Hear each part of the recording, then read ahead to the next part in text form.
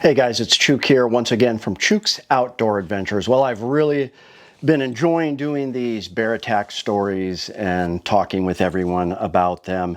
My buddy Bad Element Labs reminded me of this story, and I've talked about it a few times. This was back in 2017, which was a horrible year in Alaska for bear attacks. We've talked about how there's typically just one to a handful of bear attacks to zero a year, fatal bear attacks, but they do happen. And some years we get a spike and a few happen. 2017 was awful because we had this story up by the interior, I believe, and then another one not far from Anchorage here, that horrible story where the kid was in a cross-country race in the mountains and this bear acted like a predator and fed on him, knocked him off a cliff. It was just a horrible story, but both of those happened in 2017. So we are going to revisit this story, and bear spray is involved, and people sometimes get me wrong, think I'm anti-bear spray. I am not. I own bear spray. Sometimes I carry it, but only with a firearm. Both. That's what Chuck from Alaska Ballistics does. He's got a belt. He carries both. So does Beans Baxter. He has his belt with his firearm, and he also carries bear spray. Bear spray is a great tool. It doesn't always work. In this case, it did not work. Sometimes it is a good deterrent, and you don't have to discharge a firearm, but sometimes it will not do the job. And I get these crazy comments where people are like, oh, you're an idiot. I travel everywhere in Alaska with only bear spray. Well, if that's true, you are very lucky, because if you talk to anyone on Kodiak Island and tell them you're going to go on an extended 3-day backpacking hike out into salmon streams by Kodiak Island and only carry bear spray, people will laugh at you and say, you know, you're insane, you have a death wish, because the bears are as big as cars there, biggest brown bears in the world, and they will eat you. I also disagree with some of the biologists who say that bears typically do not just prey on humans, you know, black bears and brown bears. That is untrue. What I think is people are very prepared. People are smart in Alaska, so they carry bear bells. They try not to disturb bears. They pack up their trash. A lot of hunters will have lots of Ziploc bags, reseal everything, keep their scent down, and people also come prepared. If you just went walking out in the woods with bacon all over yourself, just dropping trash everywhere, I guarantee, depending where you were, you would get attacked by a bear. Now, what's interesting is this attack was from a black bear. Now, typically we talk about the danger of brown bears, but there's actually a lot of danger involved with a black bear. I was once stalked by a black bear. I couldn't sleep.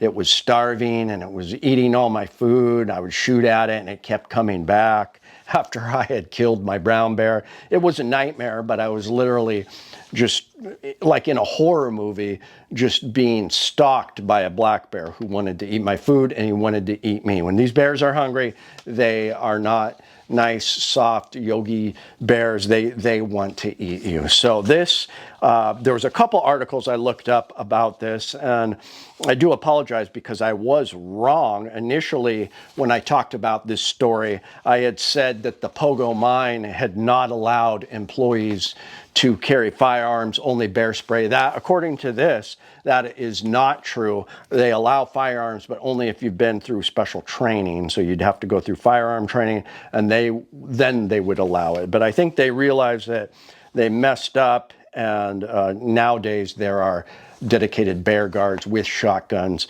One of my buddies works as a bear guard in the summer, and he doesn't work for the Pogo Mine, but he does work as a bear guard, and he carries, what do you know, a 12-gauge shotgun with slugs, because that is the ultimate bear stopper. So this was just a heartbreaking story. So it's the story of, there was 2 women involved. The woman who lost her life was Erin Johnson. She was only 27 years old, very intelligent woman. article says the person killed Monday by a black bear when she was doing contract work for Pogo Mine in interior Alaska. So it was in the interior. Johnson and other contractors were working at an exploration site several miles from Pogo's main camp when the mauling occurred. A second employee injured in the attack was identified by troopers as Ellen Trainer, 38 of Fairbanks. So she survived. At the direction of Alaska Wildlife Troopers, the bear was killed.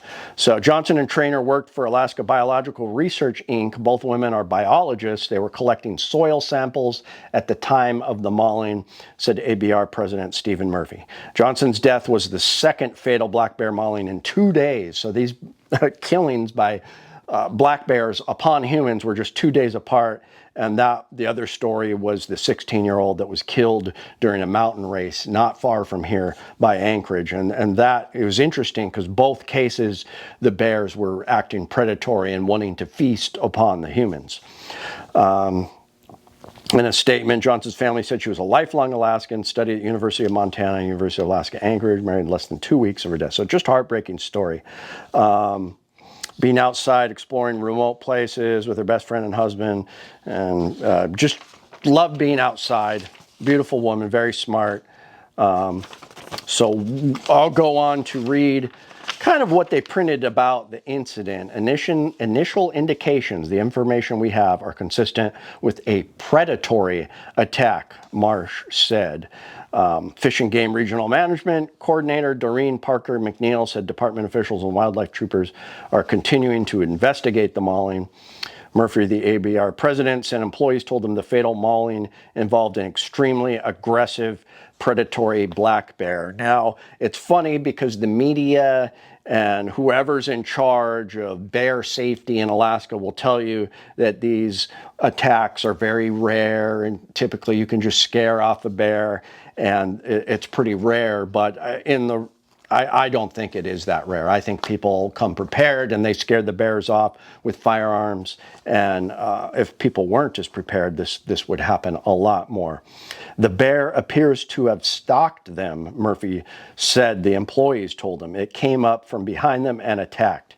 It happened so fast that neither woman had time to deploy bear spray. Initially, Murphy said, Trainer reportedly sprayed the black bear twice, he said, which likely saved her life. So one of the women survived and she sprayed the black bear twice. The bear retreated for a short time, but returned, just like that black bear that was terrorizing me. They kept coming back. They keep coming back. Murphy said it came back more than once, he said. There was some duration to the attacks. Aaron suffered the brunt of it. Both women were amazingly courageous during the attack, he said, adding he wanted to see the official report before commenting further on the mauling. In the history of ABR Inc., the company has never experienced a fatal bear attack or even one resulting in injuries, the president said. Pogo Mine has contracted the company to perform work there in previous years. Crews frequently go into bear country, he said. So there were 6 employees working at Pogo Mine, separated into pairs when the mauling happened. The pairs of workers who had been dropped off in different areas by helicopter, so very remote, extremely remote, were in radio contact. Murphy said all 6 employees were carrying bear spray. ABR employees are offered bear awareness training. Johnson and Trainer had gone through the most recent training in April, Murphy said, and the company allows employees to carry firearms in the field as long as they undergo instruction. Pogo Mine left the decision of field safety to ABR and the crew opted for bear spray, Murphy said. So that was the wrong choice. I wish they would have gone through firearm training and brought both. Pogo Mine External Affairs Manager Lorna Shaw said all direct employees and contractors are required to go through bear training, including hands-on portion where trainees deploy bear spray. The mine also provides shotgun training, she said. We also ensure when working in the field, employees are paired up or working with a group, which is always good being in a group. We do not permit field employees to work alone. As field work is resumed, Pogo Mine will use dedicated bear guards as a standard practice, she said. So that's good. That's standard practice. Now, bear spray, like I said, is great. My uncle was walking down a trail a few years ago here in Alaska, and bears like trails. It's easier for them to walk on than going through the thick brush. Yeah, they're just like people. Sometimes they're lazy. They want to walk on a nice trail to get somewhere. Black bear was coming right at him. It was probably 15 yards away, and it was just kind of checking him out and kind of inching towards him. It wasn't charging. It wasn't doing an aggressive, sometimes they'll do these false charges or they'll stop and charge again, but it was coming at him. So my uncle pulled the safety off here, and then he deployed his bear spray. Now, when you do that, a big plume of this pepper spray shoots out kind of into a cloud. Now, when these don't work, sometimes it's when it's windy. If it would have been on a windy beach where the wind is blowing in his face, this is not going to work. You're going to spray yourself and not the bear. So you got to keep that in mind. Bullets don't deflect from wind at close ranges. They would work better than this. But he sprayed it. The bear sniffed it. It didn't like it. It burned its nose, walked into a cloud of it, and it took off running. And then my uncle enjoyed the rest of his hike. So like I said, you want both. Both of these work well. Now, I'm a big fan of the 10 millimeter. This is Glock 20, 10 millimeter. A lot of people have got these, and ask me what they should get. And I say the Glock 20 is fine. I'll vacillate between the 4th gen and the 5th gen, but I currently have a Gen 5 Glock 20 10 millimeter. What I like about it, it is very light. I will carry it in a chest holster, which I think is a great way to carry it. What's better than this is my FNX 460 Roland build. Now, this has about 14 rounds of almost 44 Magnum power in a semi-auto platform. Very easy to shoot. This would just be devastating as far as handguns go, how quickly you could throw some heavy lead downrange very quickly on a bear. Now, just great. Now, even more powerful than that is the iconic Ruger Red Hawk Tokelet 454 Casull with a 5-inch barrel with some very heavy buffalo bore hard cast loads. This is even more devastating. We're talking like over 13 to 1,500 foot-pounds of energy. One hit from one of these in the right spot is going to take a bear down and kill it. Now, the problem with these revolvers are you have to be able to shoot it well and quickly, and you've only got 6 shots.